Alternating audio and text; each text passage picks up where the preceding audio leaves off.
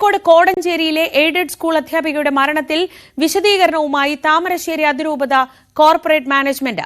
നിയമനത്തിനായി പണം വാങ്ങിയിട്ടില്ല. ഭിന്നശേഷി സംവരണത്തിലെ സാങ്കേതിക തടസ്സമാണ് സ്ഥിര നിയമനം ലഭിക്കാൻ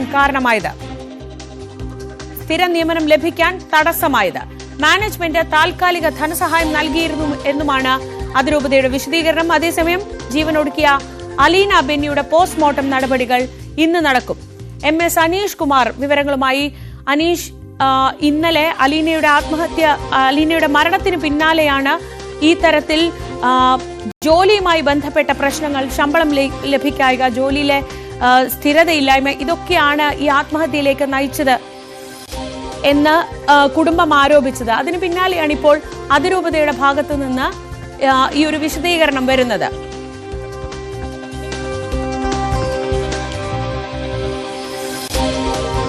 ഇന്നലെയാണ് കോഴിക്കോട് കോടഞ്ചേരിയിൽ അധ്യാപികയായ അലീന ബെന്നി ആത്മഹത്യ ചെയ്തത്. അലീന ബെന്നിയുടെ പോസ്റ്റ്മോർട്ടം നടപടികൾ ഇന്ന് നടക്കാനിരിക്കെയാണ്. കുടുംബം ഇന്നലെ വലിയ രീതിയിലുള്ള ആരോപണങ്ങൾ ഉന്നയിച്ചിരുന്നു. അവർ പറഞ്ഞത് ഈ ശമ്പളം കിട്ടാതെയൊക്കെ ജോലി ചെയ്യുന്നതിലുള്ള മാനസിക സമ്മർദ്ദമാണ് ആത്മഹത്യയിലേക്ക് നയിച്ചതെന്നാണ്. ഇപ്പോൾ അതിരൂപതയുടെ ഭാഗത്തു നിന്ന് വരുന്ന വിശദീകരണം, നിയമന തടസ്സത്തിന് കാരണമായത് സാങ്കേതിക പ്രശ്നങ്ങളാണ്, താൽക്കാലിക ധനസഹായം നൽകിയിരുന്നു എന്നൊക്കെയുള്ള വിശദീകരണങ്ങളാണ് രൂപതയുടെ ഭാഗത്തു നിന്ന് ഉണ്ടാവുന്നത്. MS അനീഷ് കുമാർ വിവരങ്ങളുമായി. അനീഷ്, ഇന്നലെ കുടുംബം വളരെ ഗൗരവമുള്ള ആരോപണങ്ങളാണ് ഈ മാനേജ്മെന്റിനെതിരെ അടക്കം ഉന്നയിച്ചിരുന്നത്. ഇന്നിപ്പോൾ അവർ പറയുന്നത് ആ തരത്തിലുള്ള പ്രശ്നങ്ങൾ ഒന്നുമില്ലായിരുന്നു എന്നാണ്. അങ്ങനെയെങ്കിൽ എന്തിനായിരുന്നു ആത്മഹത്യ എന്നതാണ് പ്രധാനപ്പെട്ട ചോദ്യം. ഈ വിഷയത്തിൽ കുടുംബത്തിന്റെ പ്രതികരണം വരുന്നുണ്ട്. എന്തൊക്കെയാണ് വിവരങ്ങൾ? അതിരൂപത മാനേജ്മെന്റ് നൽകുന്ന വിശദീകരണം ഈ ഭിന്നശേഷി ഉള്ള ഉദ്യോഗാർത്ഥികളുടെ നിയമനവുമായി ബന്ധപ്പെട്ട് അല്ലെങ്കിൽ അധ്യാപകരുടെ നിയമനവുമായി ബന്ധപ്പെട്ട് സാങ്കേതിക തടസ്സങ്ങളുണ്ട്. ഇത്തരം സാങ്കേതികമായ തടസ്സങ്ങളിൽ കുരുങ്ങിയാണ് ഈ അലീനയുടെ സ്ഥിര നിയമനം നടക്കാതെ പോയത്.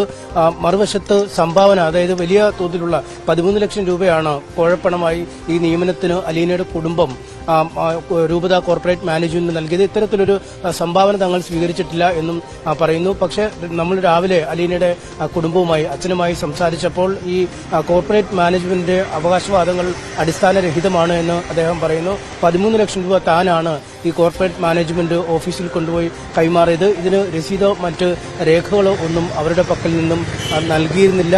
ഒപ്പം ഈ അലീന ജോലിക്ക് കയറിയ ശേഷം പിന്നീട് ജോലിക്ക് കയറിയ നിരവധി ആളുകൾക്ക് സ്ഥിര നിയമനം നൽകുന്ന ഒരു സാഹചര്യമുണ്ടായി. പക്ഷേ ഭിന്നശേഷിയുമായി ബന്ധപ്പെട്ട സാങ്കേതിക തടസ്സങ്ങളിൽ ഊന്നിയാണ് കഴിഞ്ഞ 6 വർഷമായി തന്റെ മകൾക്ക് ജോലി ചെയ്യുന്നെങ്കിലും അതിന്റെ ശമ്പളം നൽകാതെ വരുന്നത്. ചെറിയ തരത്തിലുള്ള തുക ഈ അധ്യാപകരും മറ്റും പിരിച്ചാണ് അലീനയ്ക്ക് നൽകിയത്. വീട്ടിൽ നിന്നും ജോലി സ്ഥലത്തേക്ക് പോകുന്നതിനുള്ള വണ്ടിക്കൂലി പോലും കൈവശമില്ലാത്ത സാഹചര്യം. ഈ സഹപ്രവർത്തകരിൽ നിന്നും പലപ്പോഴും കടം വാങ്ങിയും അവരുടെ സഹായങ്ങൾ വാങ്ങിയും ജീവിക്കേണ്ട ഒരവസ്ഥയിലേക്ക് കാര്യങ്ങൾ നീങ്ങുന്നു. ആ മാനസിക ബുദ്ധിമുട്ട് തന്നെയാണ് അലീനയെ മരണം തെരഞ്ഞെടുക്കാൻ പ്രേരിപ്പിച്ചതെന്നാണ് രാവിലെ നമ്മൾ സംസാരിച്ചപ്പോഴും അലീനയുടെ അച്ഛൻ വ്യക്തമാക്കിയത്. പക്ഷേ രൂപത മാനേജ്മെന്റ് ഇക്കാര്യം പൂർണ്ണമായും നിഷേധിക്കുന്നു.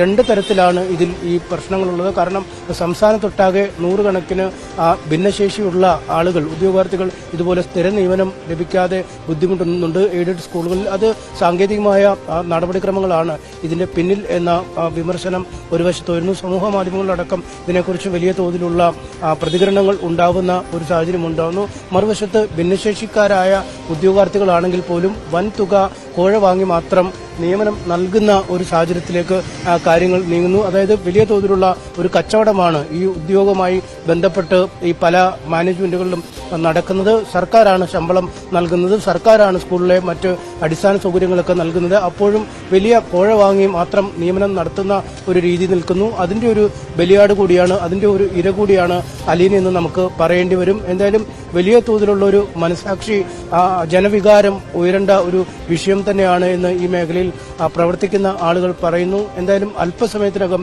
അലീനയുടെ പോസ്റ്റ്മോർട്ടം നടപടികൾ കോഴിക്കോട് മെഡിക്കൽ കോളേജ് ആശുപത്രിയിൽ നടക്കും. അതിനുശേഷം കട്ടിപ്പാറയിലെ വീട്ടിലേക്ക് ഈ മൃതശരീരം കൊണ്ടുപോകും. ശ്രീജ.